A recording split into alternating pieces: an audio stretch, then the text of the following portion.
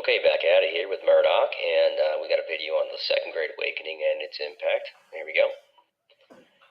So from the framework, let's just see what the College Board says. They say that this was a Second Great Awakening among Protestants that influenced moral and social reforms and inspired utopian and other religious movements. So they're clearly making a connection between this particular reform movement or social movement and others. Some of the big movements that are impacted by this will be abolition, temperance, and women's rights. There are several others as well, including public school reform, prisons, and asylums, but these are the big three. And so a lot of the information in this section really is covered in Key Concept 4.1 and to some extent 4.3 as well.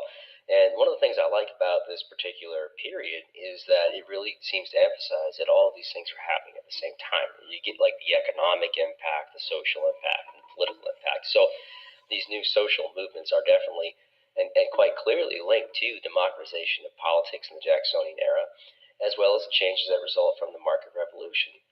And there must have been a lot of strain on the Union that was probably quite evident throughout the antebellum period. You have a president in Jackson who's exercising the veto like no president before. You have a Supreme Court justice who has defined the Supreme Court as well as extended its power. You have Henry Clay, who is kind of extending this ambitious financial agenda of Alexander Hamilton, and at the same time you have universal white male suffrage.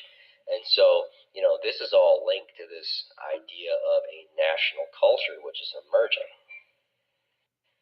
Okay, so let's talk about the Second Great Awakening and what it was. Like the market revolution, it stressed that individuals had control of their destiny. In this case, we're talking about sort of their spiritual destiny, salvation, and so forth. And many people are starting to question whether or not the church the existing church has gone too far from where it should be. And so they're looking for this immediate religious experience. Now, also remember that other people were challenging this idea of what spirituality is. You could look at the transcendentalists and say that perhaps they're looking for, a spiritual experience that's very individualized and is based on one's own, I don't want to say experience again, but experience in nature perhaps. And so, kind of with that idea of like the outdoors and the liberating feeling and connected feeling that they can have, the first real large gatherings are these camp meetings in Kentucky and later New York, which of course will spread to other states as well. But as you can see here, they're literally sort of cast outdoors from the established church. And in that regard, it's rebellious, but it's also in some ways admirable that people would kind of create their own arena to spread their message. Some of the things that are being kicked around to kind of justify this by folks like Charles Grandison Finney is that if the presence of God is in the church, then the church will draw the world in, and if the presence of God is not in the church, then the world will draw the church out. And so that alone sort of shows like the changing attitudes about what the established church is and what in fact it is not. A couple of prominent and influential preachers that we should know: Peter Cartwright, who had some wonderful nicknames like Uncle Peter, Backwoods Preacher, the Lord's Plowman, the Lord's Breaking Plow, and the Kentucky Boy, as well as Charles Grandison Finney, who I mentioned in the last slide. Both of these two were itinerant preachers, meaning that they traveled the circuit, they spread their word in all corners of the country. So people from all over had either heard them or certainly heard of them. They perhaps have read their work. But again, adding to that sort of national culture and national recognition, it reminds me of George Whitefield and Jonathan Edwards in the First Great Awakening.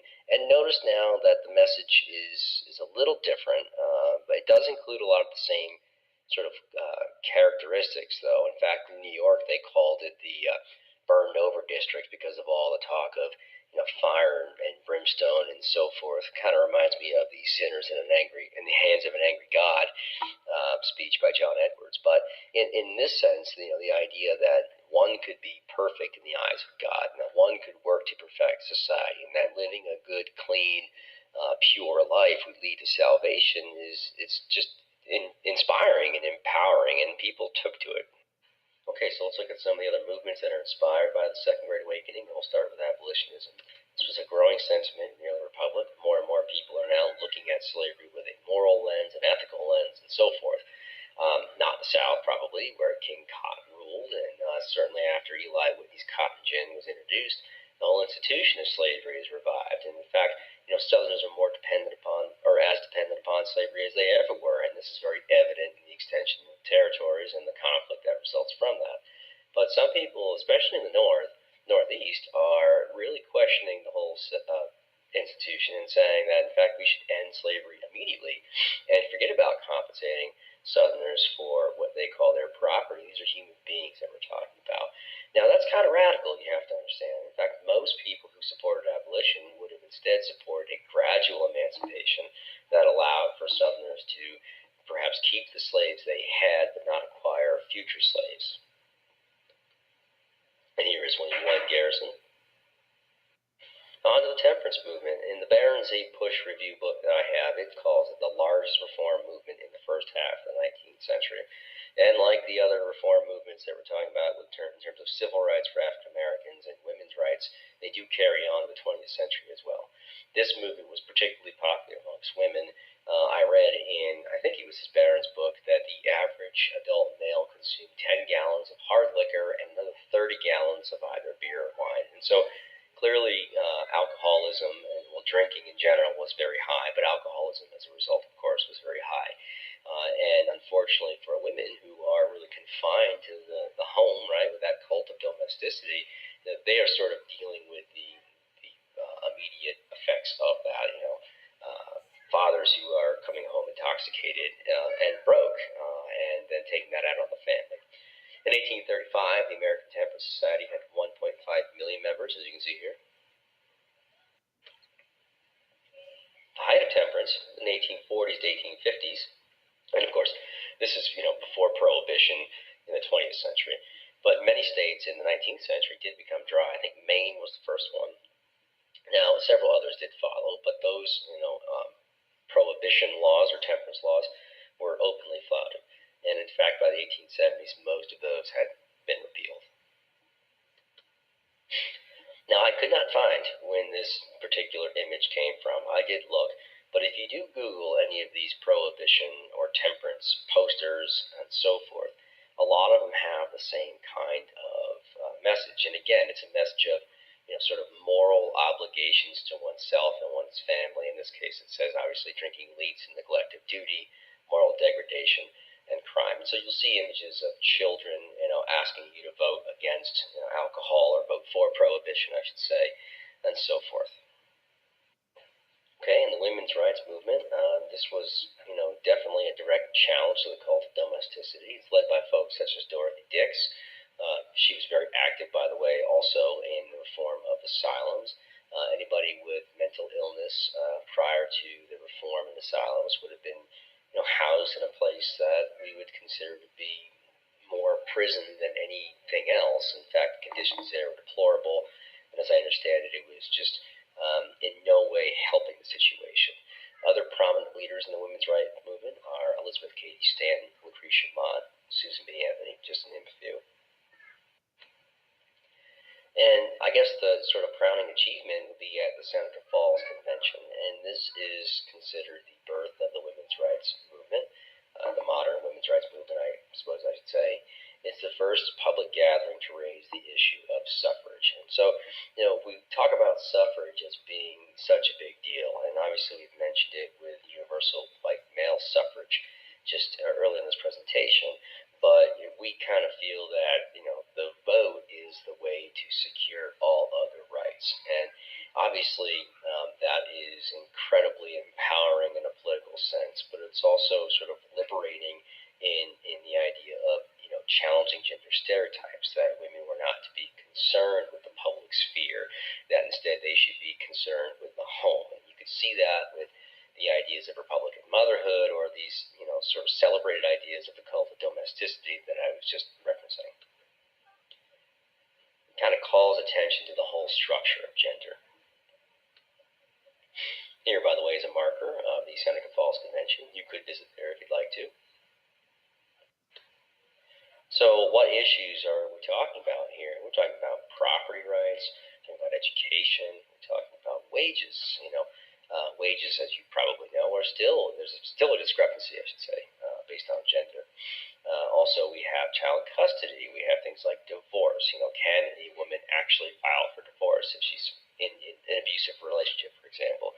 If she's dealing with an alcoholic husband who is spending his pay and then coming home to neglect or mistreat his family, does she have a right or say in any of that? Like, what is the overall legal status of women? These are all things that are being challenged by the women's rights movement. It's not just suffrage.